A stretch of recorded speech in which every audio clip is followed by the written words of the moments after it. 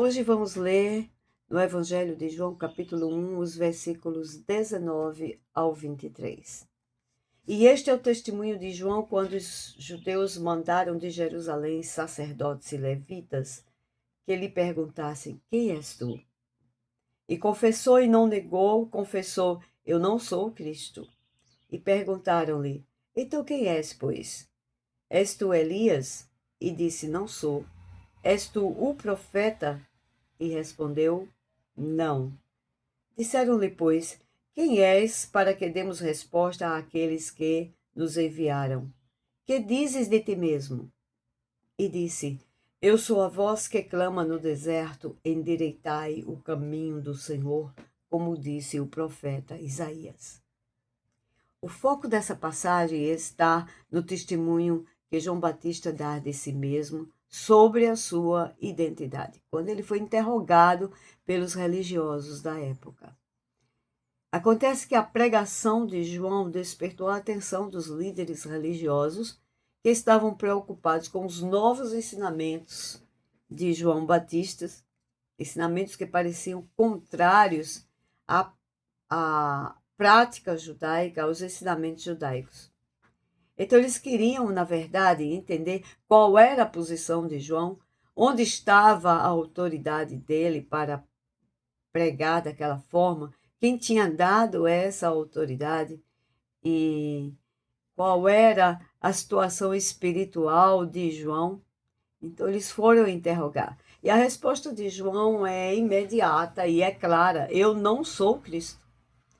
E essa resposta, para entendermos essa resposta, precisamos entender o contexto religioso, político, social e econômico da época. Precisamos entender um pouco mais disso. O que é que acontecia naquele momento? Todo o país estava debaixo do comando de um grande império, que era o Império Romano. Então, o governo da nação, o governo estava nas mãos dos imperadores romanos, que haviam conquistado as terras e dominavam sobre eles. E também dominavam com muito rigor, porque cobravam impostos pesados, havia uma taxação de impostos pesados. Traziam, além disso, uma cultura estranha, uma cultura totalmente diferente e contrária à cultura do povo da terra, que era monoteísta, conhecia e confiava no único Deus Criador e procurava seguir as suas leis, os seus comandos, tinham hábitos diferentes e tinham todo um respaldo religioso e cultural totalmente oposto ao Império Romano.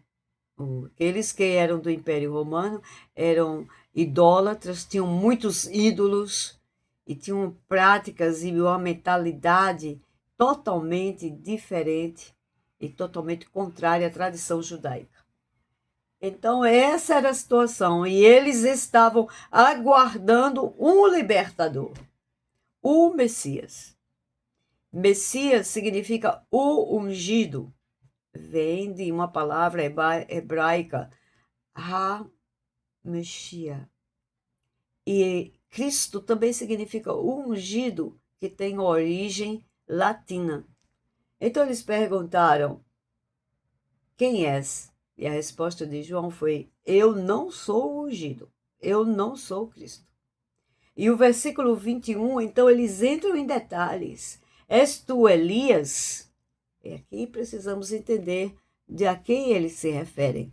Elias foi profeta no Antigo Testamento, um homem muito usado por Deus, e Deus o tomou para si. Elias não morreu, ele foi levado por Deus. E o Senhor havia, através do profeta Malaquias, dado uma palavra para o povo, dizendo assim: Eis que eu vos envio o profeta Elias antes que venha o dia grande e terrível do Senhor. Só que essa profecia ela vai surgir muito tempo depois do profeta Elias. Então o povo ficou aguardando. E a palavra Elias e a figura do profeta Elias trazia o significado muito profundo daquele que iria guiar o povo. Durante muitos e muitos anos, o povo de Deus foi guiado pela palavra de Deus que vinha através dos seus profetas. Então, eles estavam aguardando a volta de um que viesse conduzir o povo, que viesse trazer a voz profética para toda a nação, mesmo porque 400 anos haviam se passado e Deus não falava nada com o povo. E os impérios iam dominando sobre eles. E aqui o império era a época do Império Romano. Então havia essa profecia. E quando eles perguntam, és tu o profeta? Veja que aqui temos um artigo definido, não é um profeta em geral, é um específico. Isso aqui se refere a uma palavra que Deus deu a Moisés sobre a continuidade de uma liderança sobre o povo, e isso está em Deuteronômio 18, e nós encontramos as seguintes palavras lá. O Senhor teu Deus te despertará um profeta do meio de ti, dos teus irmãos, como eu. A ele ouvireis. Isso Moisés falando para o povo, para dar continuidade de uma liderança, de um líder justo, de um líder que trazia os ensinamentos do Senhor para governar. Essa expectativa que eles tinham da volta do Messias estava respaldada, estava baseada nas promessas de Deus para um libertador, para um libertador. E assim eles vão perguntar quando surge João pregando diferente, vestindo diferente, totalmente separado lá no deserto. E ali eles vão procurar saber. E João repete a negação. Não, eu não sou. Ele repete várias vezes. Havia uma insistência daqueles que foram investigar a respeito da identidade de João. E o versículo 22 mostra essa insistência. E João finaliza declarando a sua identidade com base na profecia, mas a profecia de Isaías, que nós já mencionamos aqui em uma outra ocasião, que é a profecia que está em Isaías 43, que diz: eu sou a voz que clama no deserto, endireitai o caminho do Senhor. Lá está escrito, voz que clama no deserto. E aqui vemos claramente que é um cumprimento da profecia. Deus é aquele que promete e cumpre. E Deus havia prometido alguém que seria o precursor do libertador, o precursor do Salvador.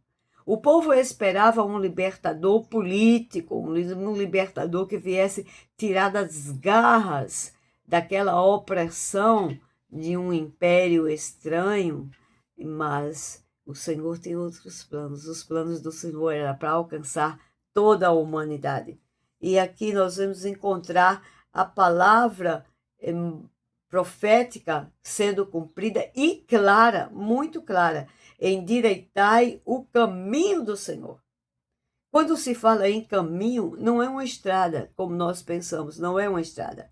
A palavra falando em caminho está falando num modo de vida diferente, numa maneira diferente de se relacionar com Deus, num meio de transformação que leva para perto de Deus, para uma proximidade com Deus, para um relacionamento reto, justo e um relacionamento de intimidade com o Senhor. O caminho, quando a palavra fala, é o caminho de acesso a Deus. É isso, não é uma estrada de barro ou pavimentada, não é isso. É o caminho que leva a Deus. E a pregação de João Batista era uma pregação que trazia transformação, porque ele pregava sobre o arrependimento e o batizava ali sobre o arrependimento, sobre as pessoas que estavam se arrependendo e tomando um novo modo de vida, aceitando um novo modo de vida, se voltando para os caminhos do Senhor, como diz a palavra de Deus, voltando para ter uma comunhão, um relacionamento mais profundo, mais próximo do divino.